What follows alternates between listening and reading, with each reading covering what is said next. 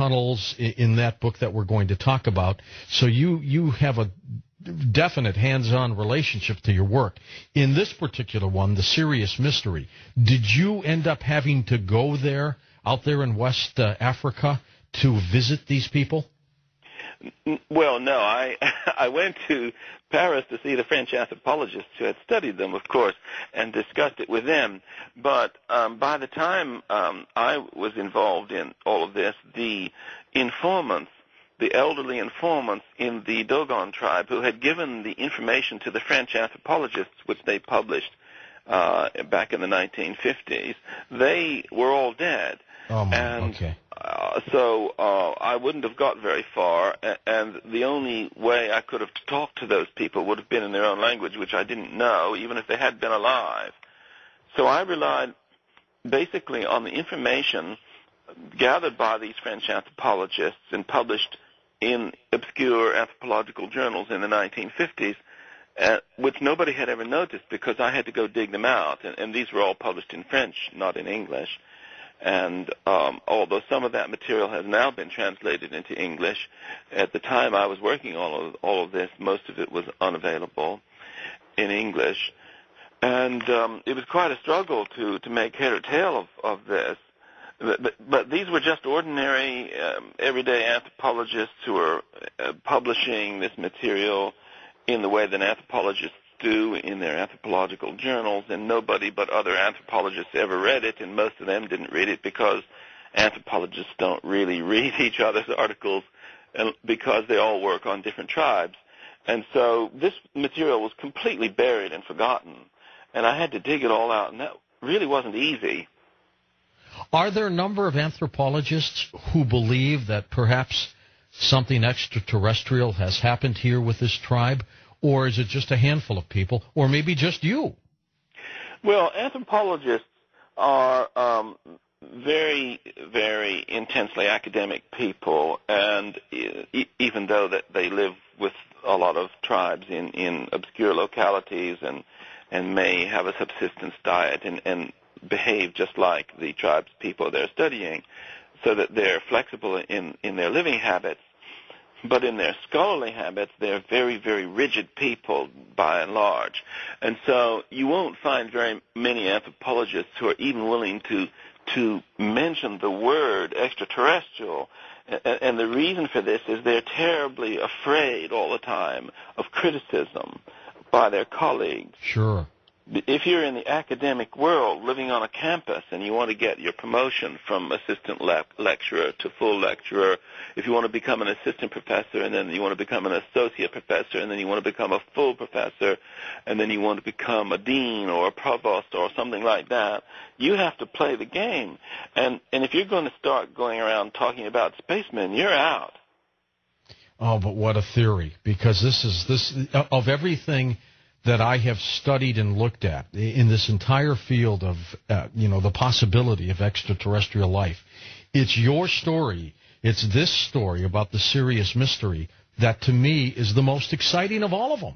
Beyond Roswell and what may have happened in 1947, the fact that this tribe in Africa has witnessed something that, as you said, you cannot see with the naked eye. And I am sure even 500 years ago or 1,000, this planet wasn't in a situation where you could still see that with the naked eye. It's impossible. Something else must have happened. They got information in some other way. Had to have. That's why the book is called The Sirius Mystery, because it is a mystery.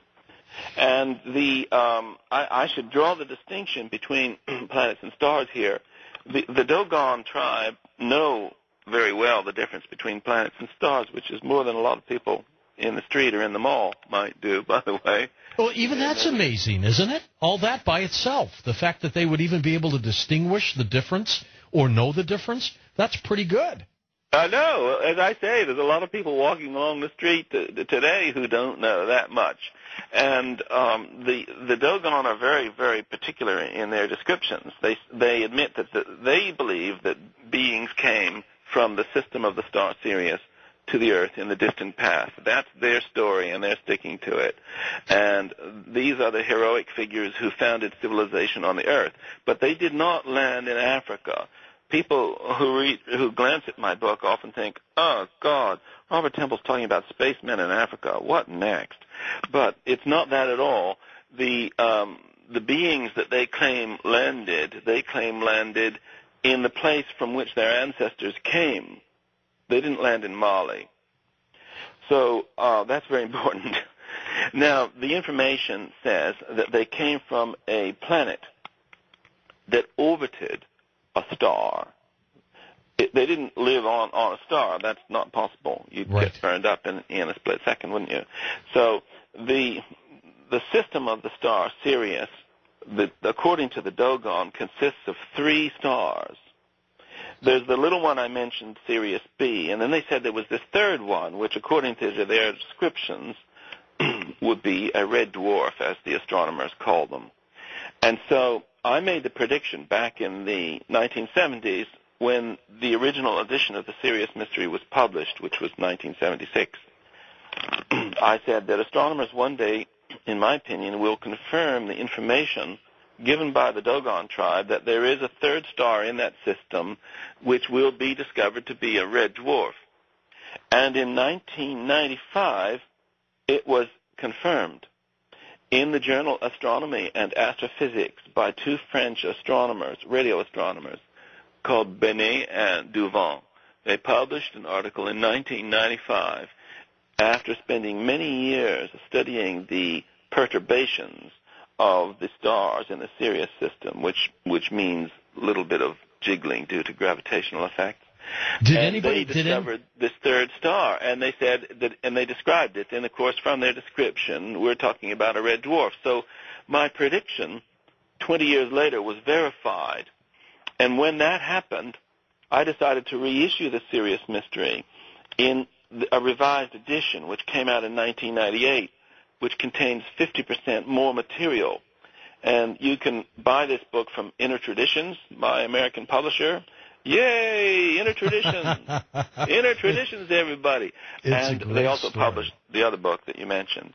Robert, we'll be back. We'll be back in a moment. Just hold on. We'll be right back with our special guest tonight, Robert Temple. We're going to continue talking about the Sirius Mystery because it is an incredible story. I'm George Norrie. Oh, by the way, his website is linked up at coasttocoastam.com, but it's robert-temple.com. We'll be right back. I'm getting some fastballs from people who are having some internet slowdown, so maybe it's affecting you too. It's probably one of those things going worldwide. You know, they were warning about some possible problems with the internet coming up, so maybe this is it. In a moment, we'll be back with Robert Temple. We'll continue to chat with him about this incredible story called the Sirius Mystery. Next hour, we'll talk about oracles of the dead, ancient techniques for predicting the future. All of that in a moment on Coast to Coast AM.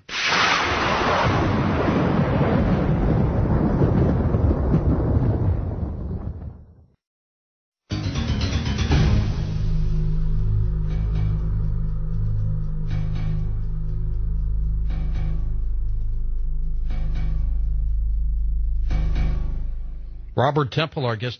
Robert, the ancestors of the Dogon tribe, where did they come from then?